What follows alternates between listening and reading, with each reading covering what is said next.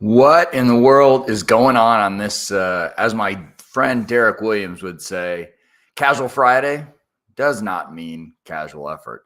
Hey, awesome to see everybody. This is fantastic. Thought I'd jump on here. We've got a new video streaming platform that we're using, getting ready for Can You Build the Perfect Salesperson on Wednesday, which is a webinar that has almost 250 people signed up to attend. So super excited. But today I want to jump on honestly and just talk about some of the things I'm observing in the world of sales as related to whether you're a CEO or you're a seller or you're a sales leader. Because the world of sales has gotten a little bit goofy. And I'm going to tell you right now, honestly, you smaller companies are the ones who are jacking it up, and you're a lot of my clients. And here's what's happening. Because we don't understand as a small business, and sales is not our primary, kind of expertise level, and we're generally experts in our products and services, what we're actually doing is doing a very poor job of hiring. And then when we're hiring sales talent, what's occurring is this: you're overpaying for what you think is perceived sales experience.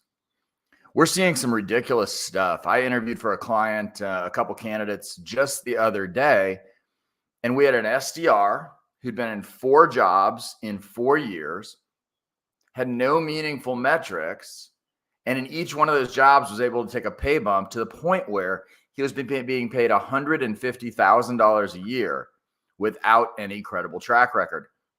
And then that leads the seller to believe that they're worth it. Well, we can fix that with a really great hiring process like the sales talent acquisition routine, which we use at RevHeat and we embed in our clients' businesses. But you got to be careful because you're driving the cost of sales up. I can tell that you're completely confused and I guess befuddled, for lack of a better word, about what the heck it takes to actually get sellers who know what they're doing. And it takes a much more specific process because the price tag of account executives, of BDMs, of BDRs is going through the roof, folks. And the worst part about this, as we see in our data, is that 50% of them are essentially non-performers at best. Maybe they shouldn't be in sales. They don't have the training. They don't have the enablement. So now I know I've focused on talking to you about how this comes from the business side of the house, but let's talk about this. Sellers.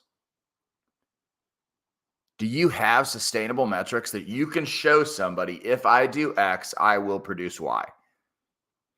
Can you talk about your business as if you're selling business, as if it's your own, as if you understand your pipeline? If I have 7 discovery calls, I know that 3.5 of those will turn into opportunities, and I know that I'll close 1.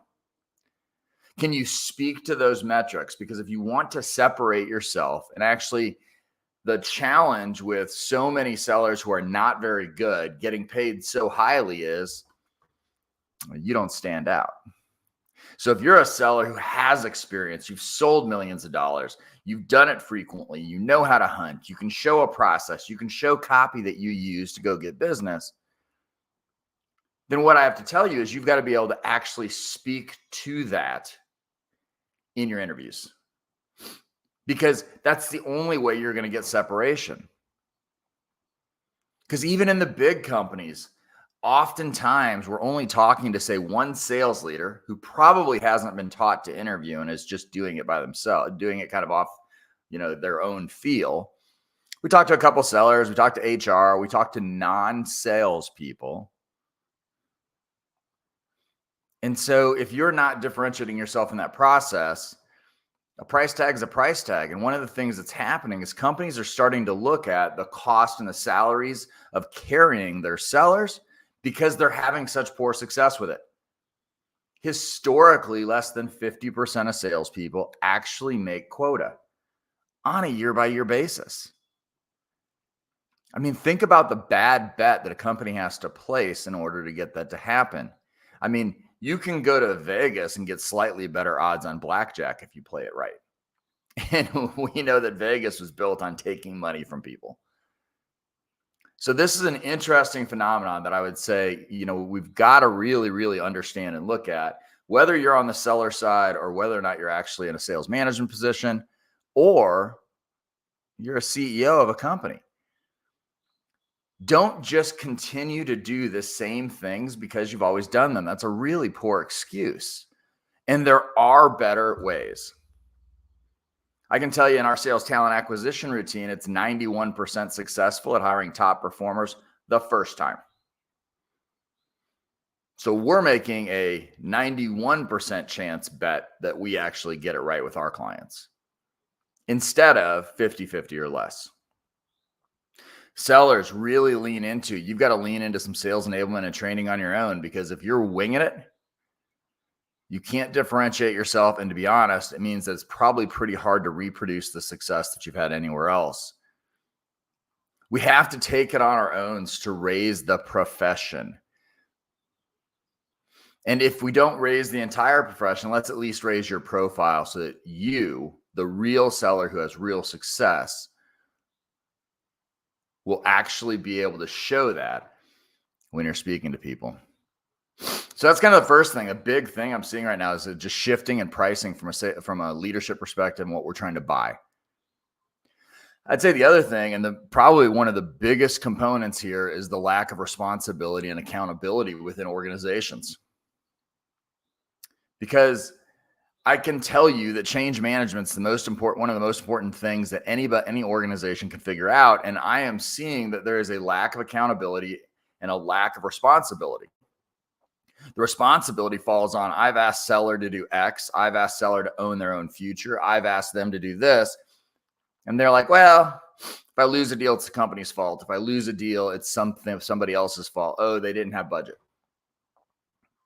On the other hand, the accountability component is sales leadership as well as executives. You've got to find a process in order to be able to help people be more productive. You have to find a way that you can get with these people and you can say, this is what I expect, and here's the follow-up metrics. Because I will tell you, one of the number one reasons why underperforming kind of sales growth organizations continue to underperform is this. They don't have that change management component that requires accountability and responsibility from the rest of their teams. Because anything different is going to be a little uncomfortable, but we have to seek the discomfort. So just some rants and musings kind of on this. I mean, ultimately what it comes down to is we're seeing a really interesting market that's, sellers feels good for them because they're getting these high salaries. But on the other hand, that's also putting them at risk because it means that the companies you're working for have a much lower tolerance for lack of performance. So even if you're a great seller and you give unrealistic expectations, like I'm going to bring my book of business and I'm well connected, when you don't bring it in the first 90 days, people are going to start asking questions. And that's what you don't realize. You put a target on your back to trade for an extra 10 grand in salary when what you should be trading for, if you're a seller that loves it, I'll take 20 less in salary if you'll give me an extra point on my commission. Because for the true professionals, variable comp is where it's at. The commission component's where it is, not the salaries. Because we're going to make 2, 3, and 4x what we make in salary with a variable comp. So if you can get a 20% raise, go from 5 to 6%, go from 10 to 11, that's the type of confidence that you need to have. And if you don't have that confidence in yourself, start seeking some resources to get better at what you do. So this was awesome. Wanted to test this out. Please come and join us. We have all sorts of data coming up on Wednesday at 12 p.m. Eastern. We are doing an awesome webinar called Can You Build the Perfect Salesperson? And this is based upon our proprietary research with our partner Objective Management Group of over 12,744, actually not over, exactly 12,744 sellers and their skill sets. They took evaluations on their skill sets that lasted just under 10,000 hours. And we've got the data and how you can use it coming up on Wednesday, March 20th at 12 p.m. Eastern. We're going to talk you through why it's a problem, why it's so important. And here's what I promise. We're going to show you the path to take people from weak to elite. Because there is a scientific process and a specific set of skills we can train and teach on over the course of time. And we can take people from being average sellers to outperforming and making your team legendary. So join us. I don't think you want to miss this. I'll end up dropping the link in the comments, but you can always search Ken Lundin, Lundin, on LinkedIn. Heck, I think it's on Facebook, YouTube, everywhere else as well. So you can go ahead and search for us there. And then in my profile, scroll down just a second in the featured section, you'll see that we have a place where you can just click on and get to, can you build the perfect salesperson? So I look forward to seeing you then. I hope that you crush the rest of this Friday and then have a fantastic weekend. I look forward to seeing you all soon. Reach out if we can help. Bye-bye.